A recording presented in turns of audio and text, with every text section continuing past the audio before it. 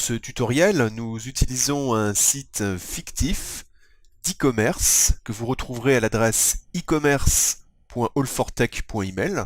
L'objectif de cet exercice est d'identifier les états principaux du site internet et comment naviguer d'un état à un autre avec des actions utilisateurs. Créons maintenant le premier état. Pour cela, faites clic droit, puis sélectionnez State. On aurait pu aussi sélectionner directement dans la barre des menus le raccourci State. Saisissez en appuyant sur la touche F2 que la page a été ouverte. Revenez en mode sélection en cliquant sur le bouton droite et sélectionnez Select et déplacez le bout de la transition sur l'état Page Opened et saisissez en appuyant sur F2 Go to Site.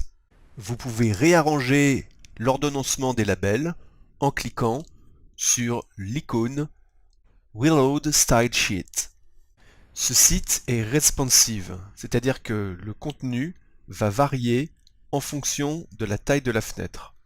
Par exemple ici, les boutons Add to Cart et More ne sont visibles quand le site est d'une grande taille uniquement lorsque la souris passe dessus et sont visibles en permanence lorsque le site est plus petit.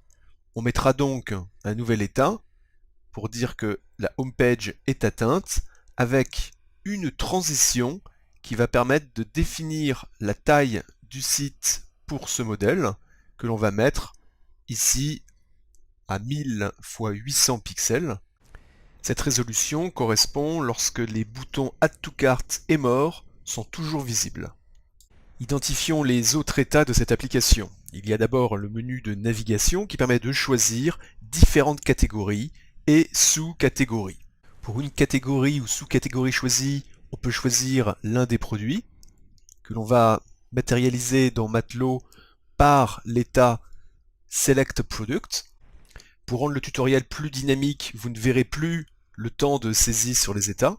À partir de l'état Select Product, il y a deux possibilités, Add to Cart et More. En cliquant sur Add to Cart, on arrive sur une page qui indique que le produit a été ajouté. On notera cet état dans Matelot par l'état Add to Cart.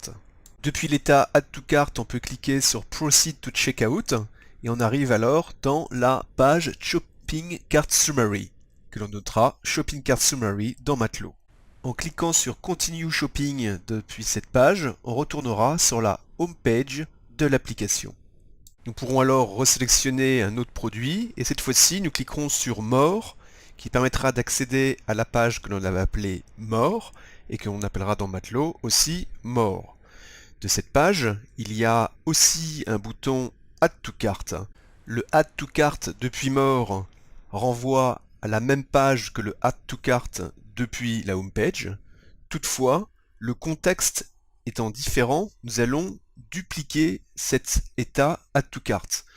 En effet, lorsque l'on clique sur Continue Shopping depuis Add to Cart depuis More, on revient sur la page More, alors que lorsque l'on clique sur Continue Shopping depuis le Add to Cart que l'on a ouvert depuis la home page, on retournera sur la home page. Les deux états sont donc distincts. Dans Add to Cart, on pourra cliquer sur Proceed to Checkout pour aller sur la page Shopping Cart Summary, qui est la même que la précédente. Sur cette page, il est possible d'ajouter ou de supprimer des items, mais aussi de pouvoir complètement supprimer un élément que l'on va matérialiser dans Matelot par l'état Remove from Cart.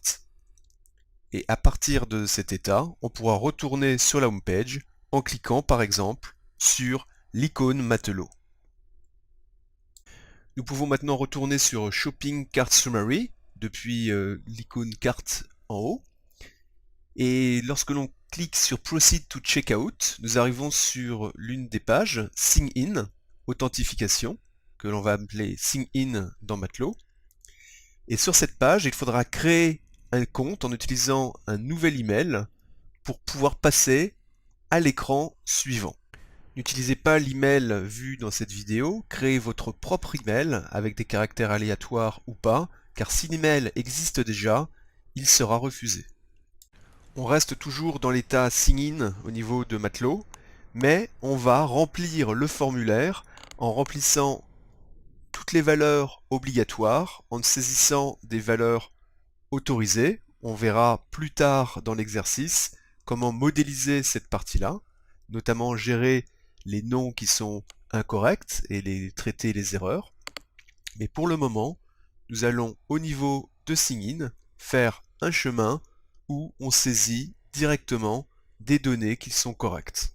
Puis on clique sur Register qui nous permet d'ouvrir la fenêtre suivante qui est la fenêtre Adresse que l'on nommera dans Matelot Adresse. On ne s'occupe pas à ce niveau du projet au test des valeurs correctes et pas correctes et on va saisir pour le moment que des valeurs valides pour pouvoir valider ce formulaire.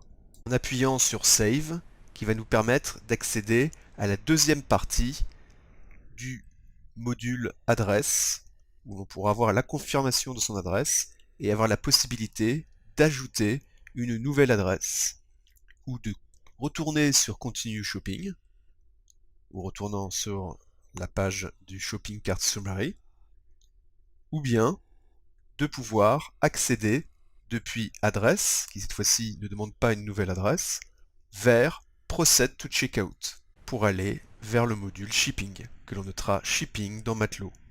La page Shipping contient deux options, soit My Carrière, soit gratuite, avec une case avec des conditions générales. Lorsqu'elles ne sont pas cochées, affiche un message d'erreur, obligeant de cocher cette case, et lorsqu'elle est cochée et que l'on clique sur Proceed to Checkout, on arrive sur la page paiement que l'on appellera paiement méthode dans Matelot et qui permet de sélectionner un seul paiement, un paiement par virement.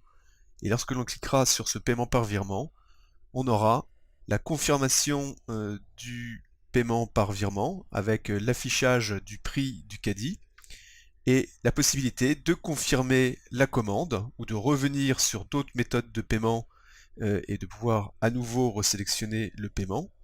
Et enfin de pouvoir confirmer l'ordre d'achat de la commande pour aller sur l'écran final de paiement que l'on appellera Order Confirmed dans Matelot. Vous allez mettre en pause la vidéo et continuer par vous-même la création de l'ensemble des transitions qui vont vous permettre de créer les chemins aller et retour pour rejoindre les différents états de Matelot. Restez sur cet état route à haut niveau, n'essayez pas de rentrer trop profondément dans le détail, notamment il peut y avoir d'autres modules de navigation, c'est le cas dans Adresse, et il y a aussi les différents formulaires que l'on testera plus tard dans des sous-chaînes. C'est à vous, mettez maintenant la vidéo sur pause.